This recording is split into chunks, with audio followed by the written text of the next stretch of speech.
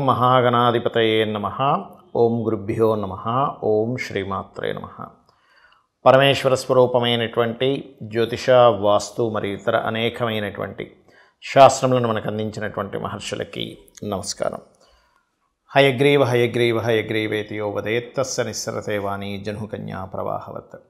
అరుణాం కరుణాతరంగితాక్షీం ధృతపాశాంకుశపుష్పబాణచాపాం అనిమాదిభిరావృతాం మయూకైః అహమిత్యేవ విభావయే భవానీం. శ్రీమాత్రే నమః. ప్రేక్షకులకి ఆ లలితాంబిక అమ్మవారి యొక్క అనుగ్రహం పరిపూర్ణంగా కలగాలని మనస్ఫూర్తిగా కోరుకుంటూ మనం ఈరోజు చెప్పుకోబోయేటువంటి టాపిక్ ఏమిటి అంటే, సూర్య భగవానుడు మకర రాశిలోకి మకర సంక్రమణం అంటారు. జనవరి 14వ తేదీన ఉదయం 8:59 57 నుంచి 59 మధ్యలో మారుతున్నాడు. ఒక నెల రోజుల పాటు మకర రాశిలోనే ఉంటాడు. మనకి సంక్రాంతి, భోగి, సంక్రాంతి, కనుమను 3 పండుగలు ఉంటాయి. ముఖ్యంగా సంక్రాంతిని పెద్దల పండగ అంటారు. పెద్ద పండగ అంటుంటారు కానీ పెద్ద పండగ కాదు, పెద్దల పండగ. ఈ రవి యొక్క గ్రహస్థితి మారడం మూలంగా 12 లగ్నాల వారికి, లగ్నం తెలియని వారు రాసుల వారికి ఎటువంటి శుభ ఫలితాలు జరగనున్నాయి, ఏ విషయాల పట్ల జాగ్రత్త వహించాలి, ఏ లగ్నాలకి మరి రవి శుభుడైతే ఒక రకమైన ఫలితము, పాపైతే ఒక రకమైన ఫలితం జరుగుతూ ఉంటుంది. కాబట్టి ఏ విషయాల పట్ల జాగ్రత్త, ఏ పరిహార మార్గం చేసుకోవాలి, మరియు అదేవిధంగా మరి లగ్నము, నక్షత్రము ఏమీ తెలియని వారు పర్టికులర్గా ఎటువంటి జాగ్రత్తలు తీసుకోవాలనేటువంటి విషయాలని చెప్తుంది నేనైనప్పటికీ కూడా చెప్పిస్తుంది సాక్షాత్ లలిత అమ్మవారిగా భావిస్తూ మనం ఒక్కొక్క లగ్నం గురించి మనం తెలుసుకుందాం. సింహలగ్నము, సింహరాశి. మీ యొక్క రాస్యాధిపతి అయినటువంటి సూర్యభగవానుడు 6వ స్థానంలో సంచరిస్తున్నాడు. శత్రువుపై జయాన్ని, కాంపిటీషన్ రిలేటెడ్ సంబంధించిన వాటిల్లో సక్సెస్ అవ్వడము, ఉన్నత విద్యల కోసం మీరు ఏదైతే ప్రయత్నం చేస్తున్నారో ఆ యొక్క ప్రయత్నం 100% సక్సెస్ఫుల్గా వెళ్ళడం అనేటువంటిది ఇక్కడ సూర్యభగవానుడు ఇస్తాడు, గుర్తుపెట్టుకోండి. కాకపోతే ఇక్కడ మరొక విషయం ఏంటంటే, వ్యాపారాల్లో కూడా ఖచ్చితంగా లాభాలు వస్తాయి. బంధువర్గంలో కొంతమంది గతంతో ఏవైతే చిన్న డిస్ప్యూట్స్ అవి క్లియర్ అవ్వడము, కాంపిటీషన్స్లో సక్సెస్ రావడము, ఇవన్నీ కూడా కలుగుతాయి, అందులో ఎటువంటి సందేహం లేదు. కాకపోతే ఇక్కడ ఒక్కొక్కసారి కొంతమందితో మనం మాట్లాడేటప్పుడు అవతల వాళ్ళు చూపించే ఈగో వల్ల కొంత మిస్కమ్యూనికేషన్స్ రావడం అనేది ఖచ్చితంగా జరుగుతూ ఉంటుంది. లేదా గవర్నమెంట్ కాంట్రాక్ట్స్ కానీ, గవర్నమెంట్ రిలేటెడ్ సంబంధించినవి ఏవైతే వాటి మీద సంతకాలు చేసేటప్పుడు ఖచ్చితంగా 1కి 4 సార్లు అది మొత్తం క్లియర్గా చదివి కానీ సంతకం చేయకండి. మరియు కొంతమందికి ఎవరికైనా మెయిల్స్ పంపించేటప్పుడు, ఆర్డర్స్ తీసుకునేటప్పుడు, లేనట్లయితే ఎవరితోనైనా ఫోన్లో మాట్లాడేటప్పుడు, అందులో ముఖ్యంగా స్త్రీలతో ఎవరితోనైనా ఫోన్లో మాట్లాడేటప్పుడు కాస్త జాగ్రత్తగా ఉండాలి. ఇది మెయిన్గా గుర్తుపెట్టుకోండి. అలాగే మరొక విషయం ఏంటంటే, ఇక్కడ దీంతోపాటు మీరు నిత్యము ఈ సంక్రమణ నుంచి నెల రోజుల పాటు, అంటే 14 జనవరి నుంచి ఫిబ్రవరి 14 వరకు సూర్యభగవానుడు అక్కడే ఉంటాడు. కాబట్టి ఈ నెల రోజుల పాటు కూడా వీలైతే తెల్లటి పుష్పాలతో లలితా సహస్రనామాలు చదువుతూ అమ్మవారికి పూజ చేయండి. ఎటువంటి ఇబ్బంది రాకుండా ఉంటుంది. ఇక మీరు నిత్యము చేయవలసిన దేవతారాధన దత్తాత్రేయుడి యొక్క ఆరాధన మీకు అన్ని విధాల చక్కటి ఫలితాలు ఇస్తుంది. దాంతోపాటు 2వ స్థానంలో మీకు కేతు సంచారం జరుగుతుంది. కాబట్టి మీరు ఎటువంటి మనీ ట్రాన్సాక్షన్స్ చేస్తున్నా కూడా ఒక్కసారి గణపతిని తలుచుకోండి. ₹1 ఇచ్చినా, రూపాయి తీసుకున్నా గణపతి యొక్క అనుగ్రహంతో నాకు కలిగింది అనేటువంటి భావనతో చేయండి. 100% మీకు బాగుంటుంది. సూర్యుడి యొక్క సంక్రమణం మకరంలో జరుగుతుంది కాబట్టి దీన్ని మనం మకర సంక్రమణము అంటున్నాం. అదే కుంభంలో అయితే కుంభ సంక్రమణము, మేషం అయితే మేషము, లేదా మీనం అయితే మీనం, ఇలా చెప్తూ ఉంటాం. అన్నిటికంటే ముఖ్యంగా మకర సంక్రమణం చాలా గొప్పది. ఎందుకు? ఆత్మకారకుడైనటువంటి సూర్యభగవానుడు మనకి కర్మస్థానాల్లో సంచరిస్తున్నాడు. దీనివల్ల దీన్ని పెద్దల పండగ అన్నారని మనం ఇందాక చెప్పుకున్నాం.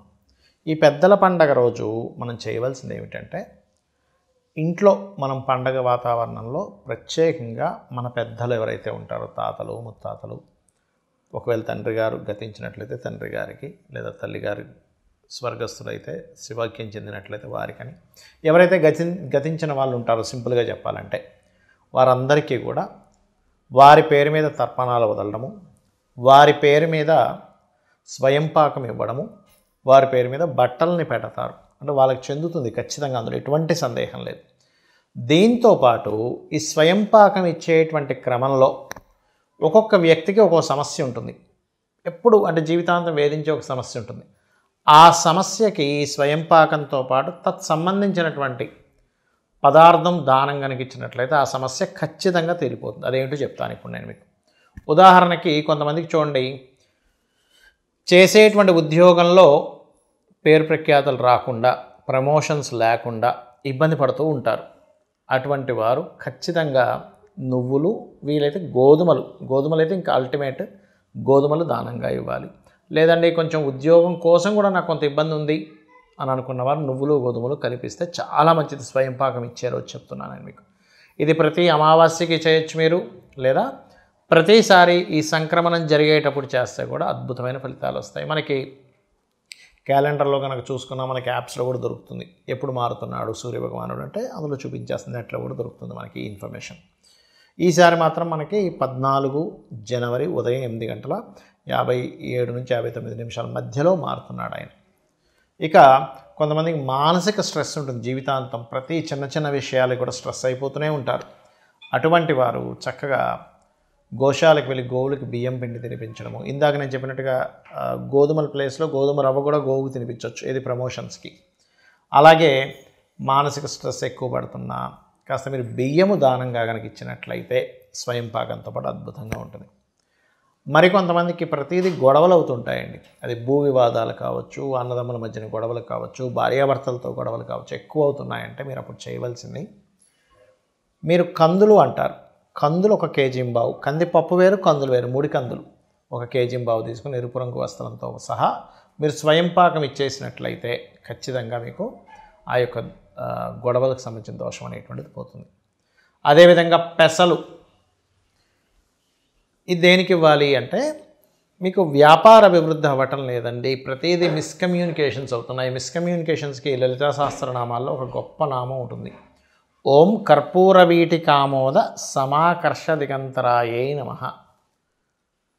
చేసుకున్నట్లయితే ఖచ్చితంగా ఆ మిస్కమ్యూనికేషన్స్ అనేవి క్లియర్ అవుతాయి. అలాగే పెసలు దానంగా ఇవ్వడం, వీలైతే గోవుకి గోధుమ రవ్వని తినిపించడం.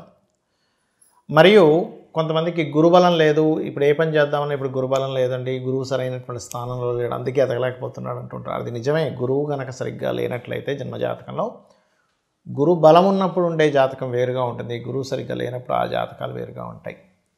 అలా ఉన్నప్పుడు పర్టికులర్గా ఏంటంటే గురువు ప్రత్యేకంగా వారికి జన్మజాతకంలో పాడైనందుకు ఈ స్వయం పాకంతో పాటు శనగలు ఎరుపు పసుపు రంగు వస్త్రము దానంగా ఇచ్చినట్లయితే స్వయం పాకంతో అద్భుతమైన ఫలితాలు వస్తాయి. దీంతోపాటు గోవుకి అరటికాయలు కూడా తినిపించండి. ఇక మరి కొంతమందికి వివాహం అవ్వదు, అలాంటప్పుడు ఉలవలు ప్లస్ బొబ్బర్లు 2 కలిపి ఇవ్వాలి స్వయం పాకంలో. గోవుకి కాస్త తీపి చపాతీలు పెడితే ఈ శుక్ర సంబంధించిన బొబ్బర్లు ఇవ్వడం వల్ల ముఖ్యంగా కేవలం వివాహం ఒకటే కాకుండా ఫైనాన్షియల్ క్రైసిస్, ఎక్కువ ఇబ్బంది పడుతున్నాం ధనం కోసం, ఖచ్చితంగా స్వయం పాకంలో మీరు బొబ్బర్లు ఇచ్చినట్లయితే ఫైనాన్షియల్ ప్రాబ్లమ్స్ తగ్గుతాయి. డబ్బులు రావాల్సింది కానీ ఆగిపోయింది అనుకునేవారు ఉలవలు ఎక్కువగా దానంగా ఇస్తూ ఉండాలి. అదేవిధంగా భయాలు ఉంటాయి కొంతమందికి, లేకపోతే ఏదో బ్లాక్ మ్యాజిక్స్ లాంటివి జరిగాయి అనేటువంటి ఒక భయం ఉంటుంది. ఇటువంటివి కూడా మన పూర్వీకుల్ని మన పెద్దల్ని కనుక తలుచుకున్నట్లయితే అటువంటి వాటిని కూడా వాళ్ళు పంపించగలుగుతారు బయటికి, ఏదైనా నెగిటివ్ ఎనర్జీ మిమ్మల్ని పట్టుకొని ఇబ్బంది పెడుతున్నట్లయితే, ఎందుకంటే వాళ్ళకున్న శక్తి అటువంటిది. కాబట్టి మీరు బొబ్బర్లు ఎలా అయితే ధనయోగం కోసం ఇవ్వమని చెప్పాను, అదేవిధంగా ఇటువంటి భయాలు, ఊహలు, అపోహలు, ఏదో తెలియని ఒక భయం వేస్తుంది అనుకునేటువంటి వారు ముఖ్యంగా మినుములు దానంగా ఇవ్వాలి పెద్దలకి. అలాగే కొన్నిసార్లు జాబ్ సంబంధించిన సమస్యలు ఉండేటువంటి వారు తెల్ల నువ్వులు దానంగా ఇవ్వడము. మరియు ప్రతిదీ ఆటంకం జరుగుతుంది నా లైఫ్లో, అసలు ఏమి చేద్దామన్నా నాకు ముందుకు కలిసి రావట్లేదు అని అనుకునేటువంటి వారు ఉలవలు దానంగా ఇవ్వడము, గోవుకి గ్రాసం తినిపించడం, ఇవి చేస్తూ ఉండాలి. అయితే దీంతోపాటు మీ జన్మజాతకంలో అసలు మీరు ఏ సమస్య ఎదుర్కొంటున్నారో ఆ సమస్యకి సంబంధించిన గ్రహం ఏమిటి, ఆ అధిపతి ఎలా ఉన్నాడు అనేదాన్ని స్పష్టంగా చూసుకొని మీరు అడుగు ముందుకు వేసినట్లయితే ఖచ్చితంగా మీకు సమస్య అనేటువంటిది క్లియర్ అవ్వడం జరుగుతుంది. శ్రీమాత్రే నమః.